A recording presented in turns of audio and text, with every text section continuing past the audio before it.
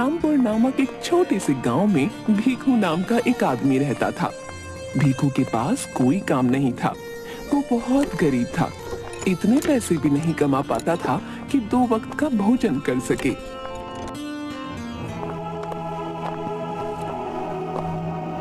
पता नहीं कब मुझे काम मिलेगा। आप जानते हैं, अब तो मंदिर में खाना मिलना भी बंद होने वाला है। अब हम कहाँ से खाएंगे? क्या? ये तो बहुत बुरी बात है। ऐसा नहीं होना चाहिए। हाँ, कल ही पुजारी जी कह रहे थे अब से मंदिर में खाना नहीं मिलेगा। ओह, तब तो हमें बहुत तकलीफ हो जाएगी। भीखू के 2 बच्चे भी मंदिर में ही खाना खाया करते थे। बच्चे भी भूखे ही रहेंगे। नहीं नहीं, मैं कुछ ना कुछ जरूर करूंगा। तुम लोगों को भूखा नहीं रखूंगा। अगले दिन से मंदिर में खाना मिलना बंद हो जाता है। सुनिए जी, बच्चे खाने के लिए बहुत जिद कर रहे हैं। क्या दूं इन्हें? भूख तो मुझे भी लगी है। रुको, मैं कुछ लेकर आता हूँ। भीखू आसपास कुछ काम ढूंढता है।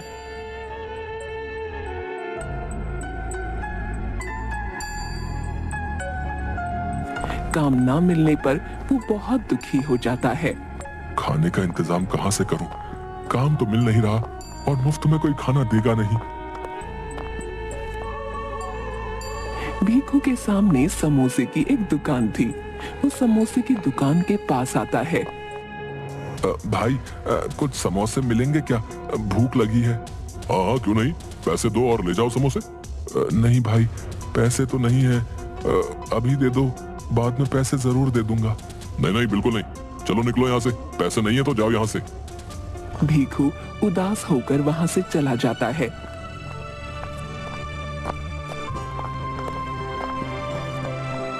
वापस घर आता है तो देखता है उसकी पत्नी एक ओर बैठी है और उसके बच्चे रो रहे हैं।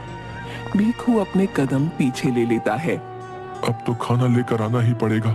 भीखू समोसे वाले की दुकान के पास आता है, कुछ समोसे उठाता है और भागने लगता है। अरे रुको रुको, चोर चोर पकड़ो।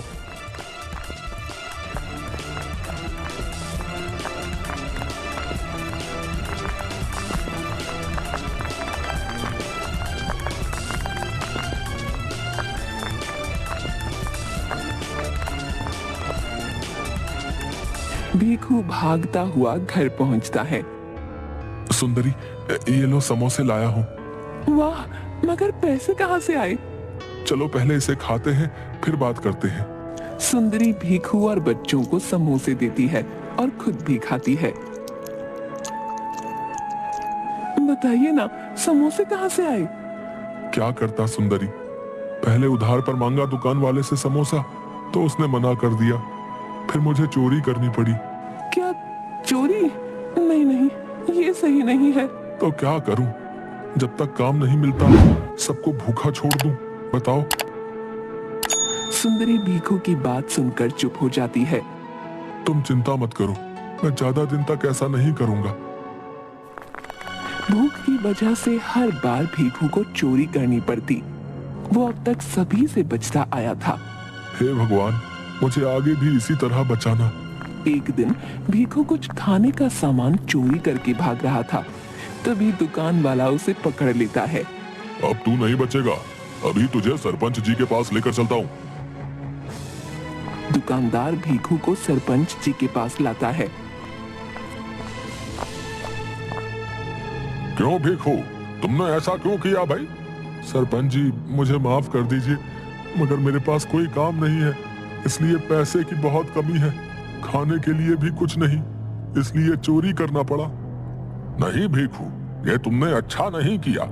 तभी कुछ और दुकानदार सरपंच के पास आते हैं और कहते हैं, सरपंच जी, इसने तो हमारी दुकान से भी चोरियां की हैं, वो भी कई बार। इसीलिए इसे कड़ी से कड़ी सजा मिलनी चाहिए। अच्छा अच्छा, सभी शांत हो जाइए, शांत हो जाइए। सुनो भीखू, तुम इस गांव में रहने के लायक नहीं हो। आज के आज तुम अपने परिवार के साथ ये गांव छोड़कर हमेशा हमेशा के लिए चले जाओ। हाँ। मगर सरपंच जी, मैं कहाँ जाऊंगा? वो मैं नहीं जानता, तुम ये गांव छोड़कर चले जाओ बस। भीखू उदास होकर घर आता है और सुंदरी को सारी बातें बताता है। मगर हम लोग जाएंगे कहाँ? पता नहीं सुंदरी, अब सरपंच जी ने कहा है तो हमें यहाँ से जाना ही होगा। बच्चों को साथ लो और चलो यहाँ से। भीखू अपनी पत्नी और बच्चे के साथ गांव छोड़कर चला जाता है।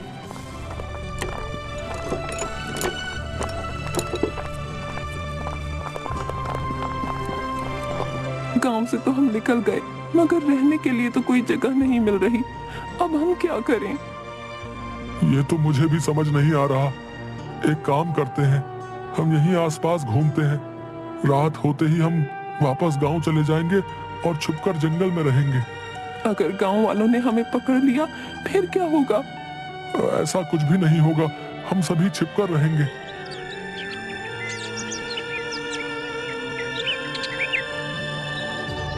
रात होते ही भीखू अपनी पत्नी और बच्चों के साथ गांव वापस आ जाता है और जंगल में जाकर छिप जाता है। सुनो सुंदरी, अब हम यहीं रहेंगे। जी ठीक है।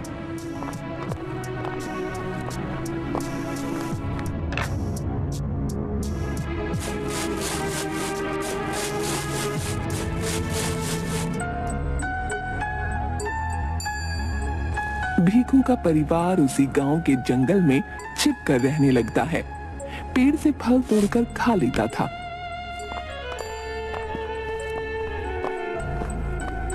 और कुछ सब्जियां मिल जाए तो उन्हें ही बनाकर खा लेते थे। जंगल में रहकर हमेशा भीखू यही सोचता, काश गांव वाले उन्हें माफ कर दें और उन्हें स्वीकार कर लें। कितना अच्छा होता अगर सभी गांव वाले इस बात को भूल जाते और हमें पहले की तरह स्वीकार कर लेते। पता नहीं ऐसा कभी होगा या नहीं, मगर मुझे यहाँ रहने में बहुत डर लग रहा है। अगर उन्हें पता चल गया तो अच्छा नहीं होगा। जब तक सब सही चल रहा है चलने दो, क्योंकि अभी हमारे पास कोई और उपाय नहीं है। अचानक गांव में शोर होता है कि एक शेर घुस आया है। ये बात भीखू को पता नहीं थी। कुछ गांव वाले जंगल में लकड़ियां काटने आते हैं।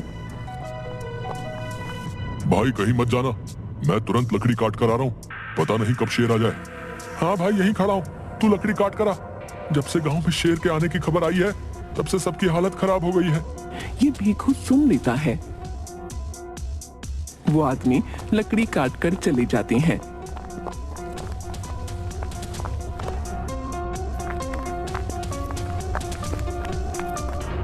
अरे सुंदरी, कुछ लोग लकड़ियां काटने आए थे। वो कह रहे थे गांव में शेर घुस आया है। अगर शेर यहाँ भी आ गया तो हम क्या करेंगे? तब तो हमें भी बहुत सतर्क रहना चाहिए। रात के वक्त भीखू जगकर रखवाली करने लगता है।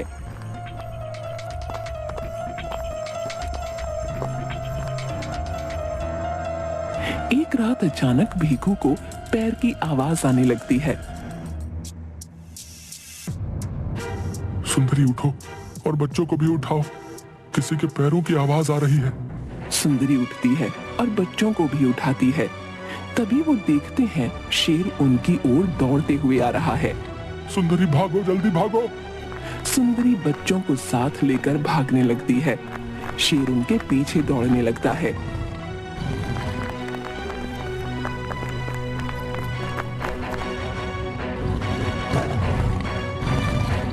आगे रास्ता नहीं बचा था।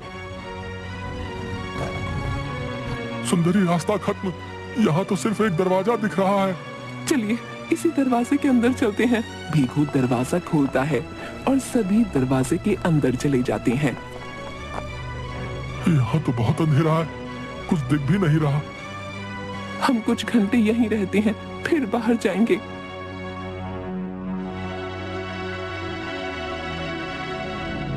शायद अब तक शेर चला गया होगा। कुछ घंटों बाद वो दरवाजे के बाहर आते हैं तो उन्हें जंगल कुछ बदला बदला सा लगता है। सुंदरी, ये जंगल मुझे सुरक्षित नहीं लग रहा। अब हमें गांव वालों के पास ही जाना होगा। माना वो हमें बहुत सुनाने वाले हैं, मगर अभी जंगल में रहना एकदम सुरक्षित नहीं। गांव में चलकर पूछते हैं शेर गया या नहीं। जी ठीक है, चलिए।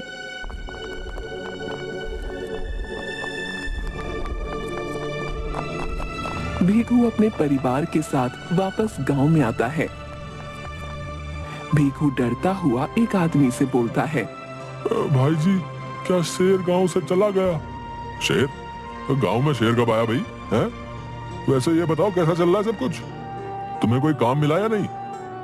वो आदमी भीखू से बहुत शांति से बात कर रहा था। ये मुझे कुछ नहीं कह रहा। क्या गांव वालों ने हमें माफ कर दिया क्या? क्या हुआ भाई? बिल्कुल शांत क्यों खड़े हो? कुछ बोलो तो सही। क्या आप लोगों ने हमें माफ कर दिया? माफ? मगर किस बात के लिए? क्या किया है तुम लोगों ने? लगता है गांव वाले इस बात को भूल गए हैं और इन लोगों ने मुझे माफ कर दिया। चलो अच्छा ही है। अब क्या उस बात को याद दिलवाना? छोड़ो, कोई आवश्यकता नहीं। वो खुशी खुशी गांव में रहने लगते हैं। कोई भीखू से कुछ नहीं कहता। सुंदरी, अब मैं चोरी नहीं करूंगा।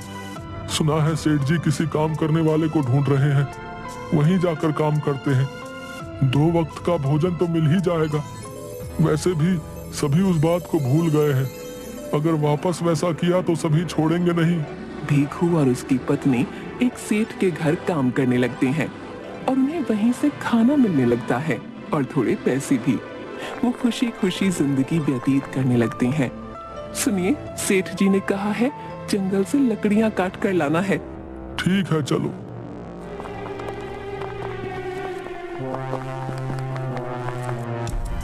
बच्चे भी साथ जाने की जिद करने लगते हैं। अच्छा, तुम लोग भी साथ चलो। सभी जंगल में लकड़ियां काटने आते हैं।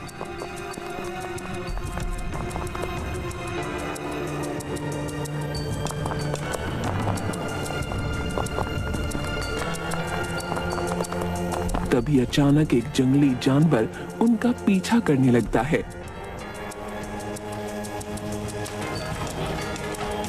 भागो जल्दी से यहाँ से।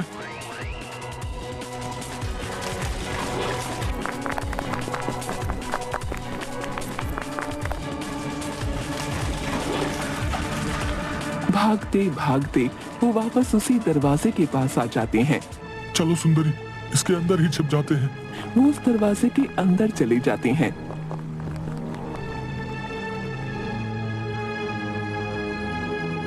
और कुछ घंटों बाद उसमें से निकलते हैं। चलो सुंदरी, वापस गांव चलते हैं।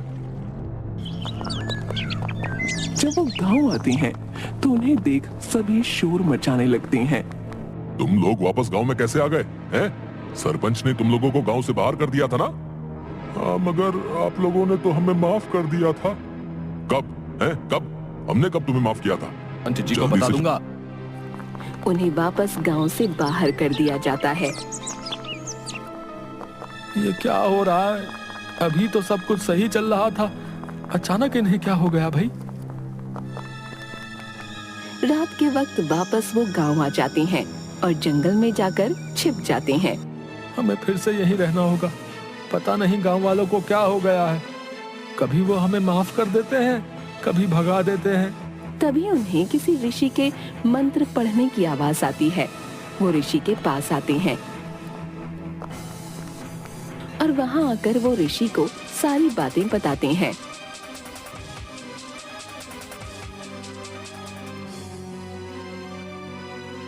अच्छा, तो तुम लोग उस दरवाजे के अंदर गए थे। मैंने उस जादुई दरवाजे को अपनी शक्तियों से बनाया था। मुझे किसी चीज का परीक्षण करना था, इसलिए मैंने उसे बनाया था। मुझे नहीं लगा था उसके अंदर कोई चला जाएगा। बाबा, हम कुछ नहीं समझ पाए। जो भी सोचकर तुम लोग जादुई दरवाजे के अंदर जाओगे, वो बिल्कुल वैसी ही दुनिया तुम्हारे लिए बना देगा। और वही तुम्हारे साथ हुआ है। बताओ, तुम लोग अक्सर क्या सोचते थे? हम तो यही सोचते थे गांव वाले हमें माफ कर दें और हमें पहले की तरह रहने दें। अच्छा, तो ठीक वैसी ही दुनिया जादुई दरवाजे ने तुम लोगों के लिए बना दी थी। जब तुम लोग वापस जादुई दरवाजे के अंदर गए, तब तुम लोग बनावटी दुनिया से दूर असल दुनिया में आ गए। अच्छा, तो ऐसी बात है? हाँ, और उस दुनिया से जो कुछ भी तुम लोग लेकर आए हो, वो जादुई होगा। बाबा, हम तो उस वक्त लकड़ियां काटने आए थे, इसीलिए हम ये कुल्हाड़ी लेकर आए थे। अच्छा, फिर ये जादुई कुल्हाड़ी है। बाबा, इस कुल्हाड़ी की जादुई शक्ति क्या है? ये कुल्हाड़ी काफी जल्दी लकड़ियों को काट देगी, वो भी खुद से। इसमें तुम लोगों को कुछ भी नहीं करना होगा।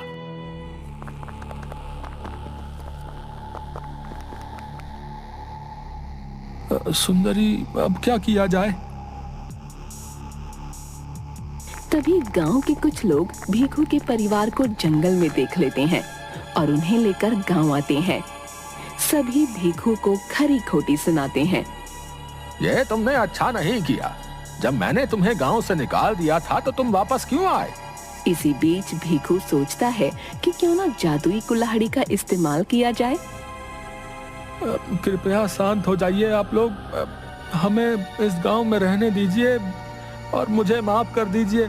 मैं अपनी गलती का प्रायश्चित करना चाहता हूं और इसके लिए मैं गांव के सभी लोगों के लिए मुफ्त में काम करने को तैयार हूं। कौन सा काम करोगे तुम?